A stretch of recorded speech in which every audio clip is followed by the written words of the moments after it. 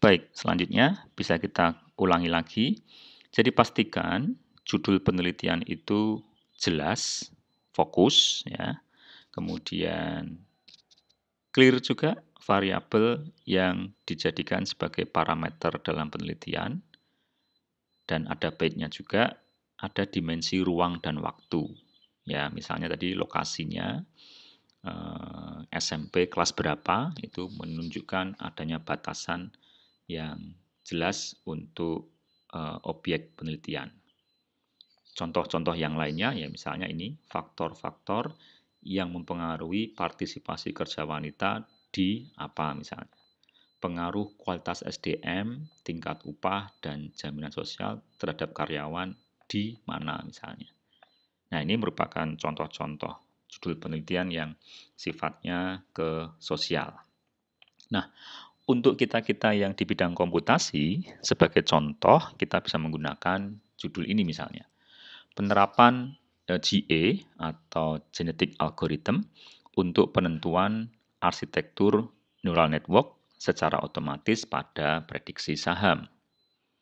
Nah, silakan diperhatikan mana variabel bebasnya, mana variabel terikatnya, mana subjek penelitiannya, mana objek penelitiannya, adakah dimensi lokasi pada judul ini. Silakan coba ditelaah. Oke, jadi kalau kita lihat jelas sekali yang mempengaruhi itu adanya algoritma genetika. Yang dipengaruhi adalah arsitektur neural network-nya. Subjek penelitiannya atau yang menjadi bahan kajian utamanya, saya tarik kembali. Ya, subjek penelitiannya orang, tempat, atau benda yang diamati sebagai sasaran itu yang mana ini? Ya, tentunya prediksi harga saham. Nah, objek penelitiannya mungkin bisa nanti bisa menyebutkan di harga saham apa misalnya. Harga saham di Pertamina atau di Telkom atau di mana. Oke ya. Nah, ini digambarkan atau ini dipaparkan dengan alasan, nah alasannya ini yang perlu kita deskripsikan. Neural network itu merupakan pendekatan yang memungkinkan proses prediksi pada data besar itu lumayan bagus hasilnya. Namun demikian, proses yang dihasilkan itu membutuhkan waktu untuk memilih arsitektur jaringan yang paling optimal. By default, pendekatan ini menggunakan konsep trial and error. Jadi coba-coba gitu aja. Nah, hal ini menjadikan proses prediksi menjadi tidak efisien dan ada potensi hasilnya menjadi kurang akurat. Nah, oleh sebab itu perlu pendekatan agar neural network ini tetap bisa digunakan untuk prediksi, namun bisa mengeliminasi beberapa kelemahan yang disebutkan tadi, ketidakefisienan dan kekurang akuratan. Itu ya. Nah, untuk itu maka riset dilakukan dengan tujuan, nah ini problemnya, yang biru-biru ini problem, sehingga riset nanti berharap bisa mengeliminasi ketidakefisienan menjadi lebih efisien. Kekurang akuratan menjadi lebih akurat. Ada peningkatan akurasi dan peningkatan efisiensi. Oke, ini ya contoh riset yang ada di dunia komputasi. Nah, untuk mudahnya tentunya, seperti tadi yang disebutkan di awal slide, bahwa problem itu harus objektif.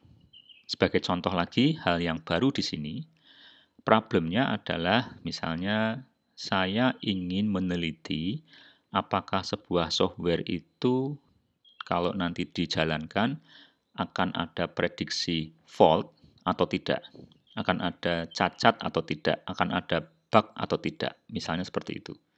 Saat ini sulit sekali saya melakukan eee prediksi terhadap kegagalan sebuah software. Satu-satunya cara adalah mencoba. Nah, padahal kalau mencoba itu butuh waktu yang lama, butuh biaya yang tinggi. Harapan saya sebelum dicoba itu saya bisa memprediksi software ini akan valid atau akan fault atau cacat. Nah, misalnya saya mencoba untuk riset itu. Nah, riset di bidang prediksi cacat software itu ternyata sudah banyak. Hanya saja dataset yang disediakan ya untuk trainingnya, dataset untuk training yang disediakan itu kebanyakan berdimensi tinggi. Artinya datasetnya itu atributnya cukup banyak dan rekodnya cukup panjang juga. Ya, jadi dimensinya tinggi. Dan di antara dimensi-dimensi itu, di antara atribut-atribut itu, ada beberapa atribut yang sifatnya noisy. Atribut yang mungkin cukup mengganggu. Yang kadang-kadang kalau kita tambahkan atribut itu, akurasinya akan berubah. Kadang-kadang kalau kita kurangi, akurasinya juga bisa berubah. Jadi agak sensitif gitu ya terhadap akurasi. Jadi ada atribut yang bersifat noisy, yang mengganggu konsistensi akurasi dari prediksi. Dan sayangnya juga, dataset yang kita miliki itu kelasnya tidak balance. Asumsi saja misalnya, saya punya 10 data mahasiswa yang lulus tepat waktu dengan yang lulus tidak tepat waktu. Apa jadinya kalau saya membangun model untuk memprediksi seseorang akan lulus tepat waktu atau tidak dengan menggunakan data yang tadi 10 itu, hanya sayangnya data itu terdiri dari 8 rekod adalah data mahasiswa lulus tepat waktu dan 2 rekod data lulusan tidak tepat waktu. Nah, ini kan kurang seimbang ya. Akan ada kekhawatiran nanti hasil prediksinya tentu akan mengarah ke tepat waktu semuanya. Karena algoritma yang kita buat itu di-training dengan menggunakan 8 data yang tepat waktu. Sementara yang tidak tepat waktu hanya ada 2. Nah, itu namanya kondisi tidak balance. Nah, ini tidak bisa kita hindari. Karena apa? Dataset yang tersedia seperti itu misalnya. Oke, nah berarti sekarang kita cari solusinya gimana ya supaya bisa memprediksi dengan kondisi data yang seperti ini. Dimensinya tinggi, atributnya noisy, kelasnya tidak balance.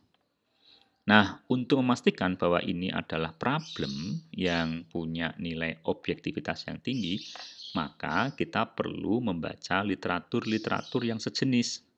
Jadi misalnya tulisan dari Gray dan kawan-kawannya ini, tulisan dari Wang dan kawan-kawannya ini, Kim dan kawan-kawannya, Tosun dan kawan-kawannya, Kosgovar itu juga menuliskan hal yang sama, bahwa problem ini itu saat ini di kisaran tahun 2012-an itu masih menjadi tren. Misalnya, Gray menyebutkan there are noisy data point in software defect dataset. Jadi terdapat beberapa data point atau data yang noisy di datasetnya software defect yang cannot be confidently ya, yang tidak bisa secara meyakinkan bisa mengasumsikan adanya error menggunakan simple method. Intinya, Gray menyebutkan ini jadi masalah. Atau misalnya kalimat yang lain, Wang menyebutkan bahwa performa dari prediksi cacat software itu akan meningkat apabila atribut-atribut yang redundan, yang berulang, atau atribut-atribut yang irrelevan, yang tidak ada kaitannya, itu dihapuskan. Oke, jadi ini kan juga menyampaikan hal yang sama, bahwa banyak atribut-atribut yang bersifat noisy, atau tidak begitu berguna. Nah, dikuatkan lagi oleh si Wang. Kemudian Kim mengatakan hal yang kurang lebih sama, Software defect prediction performance, jadi performa dari prediksi cacat software, itu decrease atau turun secara signifikan karena dataset mengandung atribut-atribut yang noisy. So, dua riset ini kurang lebih mengatakan hal yang sama. Tosun juga mengatakan hal yang sama, tetapi Tosun melihat dari sisi ketidakseimbangan. Software defect dataset have an imbalance nature with very few defective module compared to defect-free ones. Jadi, ya samalah kurang lebih. Di dataset ini kebanyakan software yang dianggap cacat itu sedikit sekali, few, dibanding dengan yang tidak ada cacatnya. Ya, sama seperti contoh tadi yang saya sampaikan, antara yang lulus tepat waktu dengan yang lulus tidak tepat waktu, tidak balance. Ya, Zhang and Zhang, Koskoftar kurang lebih cerita yang sama. Ini menunjukkan bahwa orang lain pun, orang yang berbeda-beda ini punya problem sama seperti yang kita hadapi sekarang. Maka kita bisa asumsikan dengan kuat, riset yang kita hadapi ini adalah riset yang objektif.